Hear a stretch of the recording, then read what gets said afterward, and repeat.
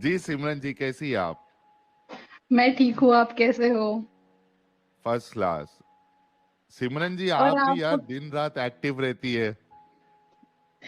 बस अब क्या करें, अब आदत हो गई है। अच्छा, आदत हो किसी गई है। चीज की आदत लगना नशा बहुत नशा गलत चढ़ है गया। ना। हाँ। तो मेरा सवाल है आपसे है कि जो औरतों को मतलब रसूल जो है वो औरतों को इतना कम क्यों समझते थे? वो इसलिए समझते होंगे क्योंकि जो जिसके अंदर मेल डोमिनेंसी का कीड़ा होता है ना, तो वो औरतों को हमेशा कमतर ही समझता है। ठीक है। तो यही वजह होगी कि और आप देखिए, मेरे को ऐसा लगता है कि रसूलुल्लाह की जो पहली शादी हुई थी हजरत खदीजा के साथ, वहां पे हजरत खदीजा जो थी वो बिजनेस वुमेन थी और पहले रसूलुल्लाह वहां पे काम करते थे उनके अंडर में। तो हो सकता है कि रसूलुल्लाह की चलती नहीं होगी हजरत खदीजा के सामने। और यही आप देखिए, यही वजह हो सकती है कि रसूलुल्लाह ने जब तक हजरत खदीजा हयात में थी, जिंदा थी, रसूलुल्लाह ने दूसरी तीसरी शादी नहीं की। और ना ही औरतों के बारे में कोई स्टेटमेंट्स दिया कि भाई औरत कम अकल होती है तो उसको घर पे रहना बेहतर है और वो पर्दे में रहे।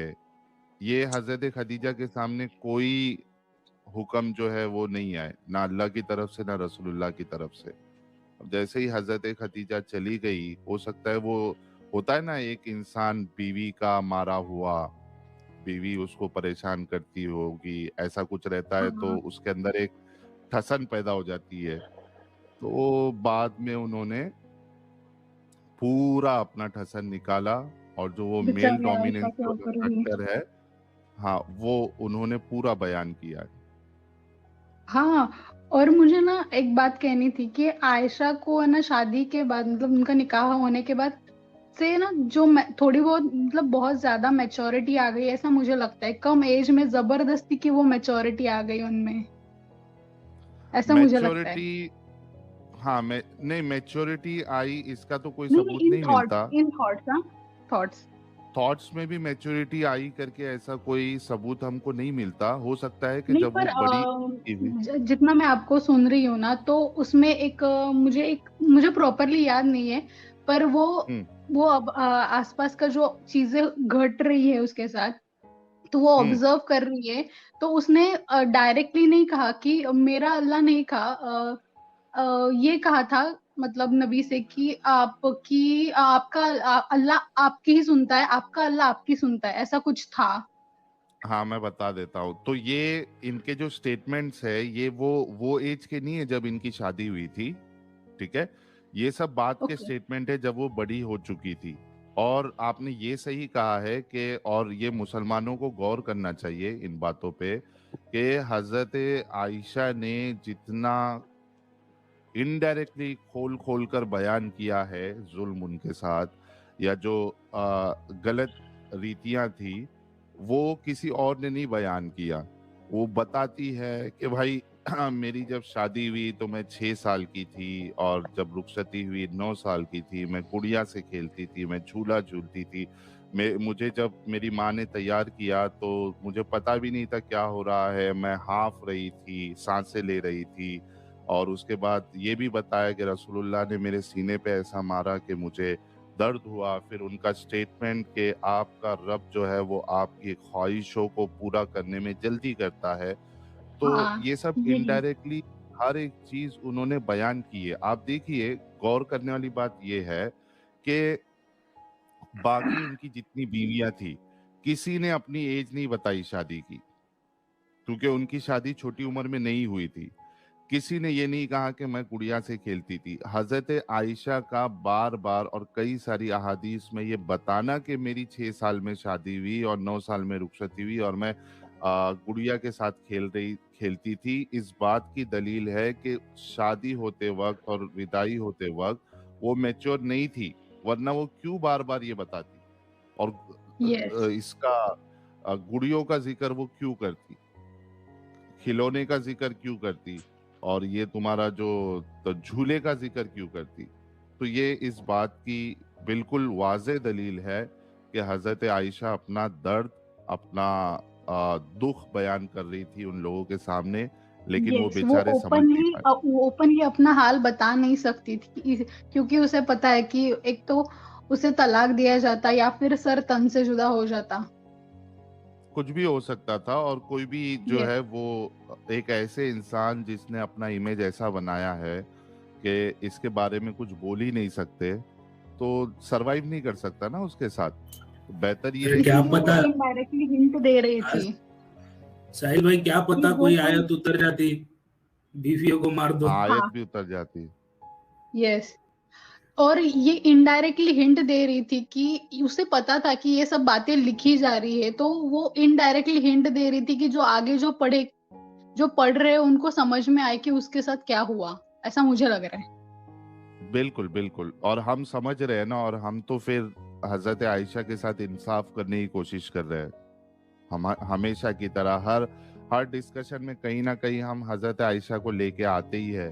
तो वो जब तक जिंदगी है, जब तक एक्टिविज्म है, हम हजरत आयशा के साथ इंसाफ का मुतालबा करते रहेंगे। यस, उनको भी जस्टिस मिलना चाहिए। देखिए, आना हक जी कह रहे जस्टिस फॉर बेबी आयशा। बहन ठीक है, एक और बात सर पूछूं सिमरन क्या जी। आपसे? एक और सवाल है, छोटा सा है कि अब ओके, और कितने दिन से अब कैमरा ऑफ रहेगा आपका? आप कितने दिनों जिंदगी तक? भर कैमरा जब तक कुछ सेफ्टी नहीं हो जाती तब तक कैमरा अभी ऑफ रहेगा। और आप ओके, लोग भी तो चाहेंगे ओके। ना कि मैं बहन बहन कम से बहन कम जिंदा बहन रहूं। बहन हाँ, बहन, साहिल का कैमरा तो अभी से सौरभ भी खुला सकता है। अरे कौन सो रहे? आप तो सुबह सुबह खेल रहे हो यार।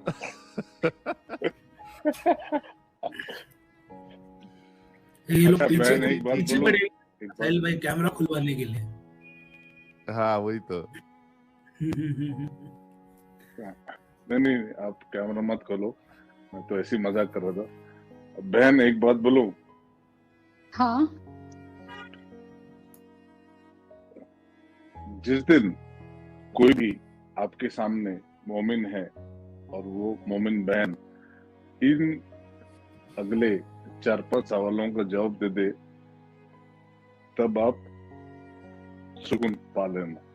सबसे पहला सवाल कि निकाह क्या है?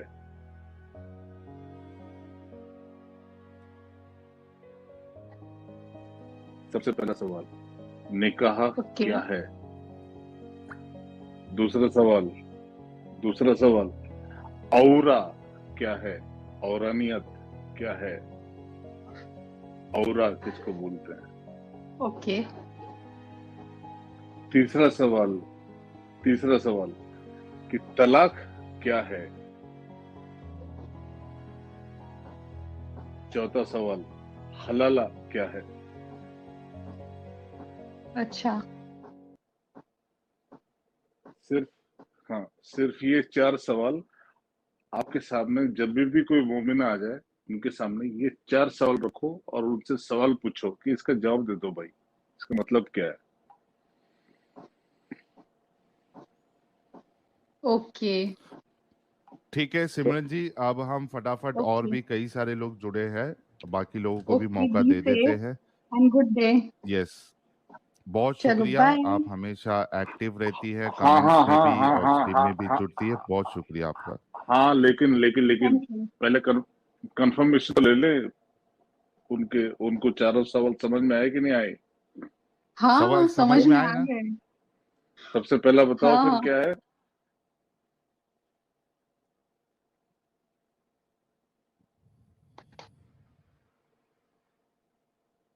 सबसे पहला सवाल क्या है बताओ? आमटूस भाई, आज सिमरन जी को खाना शाना बनाने का मौका दोगे या नहीं दोगे? अरे नहीं अरे यार, साहिल जी, मैं जॉब पे हूँ। सब सब सामने फाइल पड़ी है, क्या ही बताऊँ मैं अब। नहीं यार, चलो ये कोई नहीं, इम्पोर्टेंट है। नहीं इम्पोर्टेंट है, आम नहीं हाँ, इम्पोर्टेंट है, इम्पोर्टेंट इम्पोर्टेंट है। है, इम्पोर्टेंट है। अरे आम ट्विस्ट हाँ, भाई बाद में सुन लेंगे ना, इसको रिवाइंड करके भी। इसको अरे नहीं, अपने को सुनने का नहीं है यार। इसको नोट डाउन करके रखो और समझो इसको। या श्योर, मैं नोट डाउन कर। और पता है क्या, अभी फाइलें पड़ी है और दिमाग में ये भी आपसे भी बात करनी है, वो भी है, और फाइलें है, इतने सारे काम पेंडिंग है, वो भी अलग से दिमाग में चल रहा है। निपटा लो, कोई नहीं, निपटा लो आप, कोई मुश्किल काम नहीं। काम सिमरन जी अपना पहले ख्याल रखो। काम पहले करना। नहीं, एक्चुअली इसीलिए ओके मैं ओके फर्स्ट ओके ओके, नहीं पहली नहीं, काम अटेम्प्ट में जुड़ गई, क्योंकि है ना बहुत सारे मोमिन भी अगर जुड़ेंगे ना तो वो और 1-1 2-2 घंटे टाइम खाएंगे, इसीलिए मुझे पता है, इसीलिए मैं जल्दी ज्वाइन हुई। चलो ये कोई मुझे नहीं। बहुत अच्छा ओके एक्सपीरियंस है। ओके ओके चलिए ओके। अपना ख्याल रखिए आप।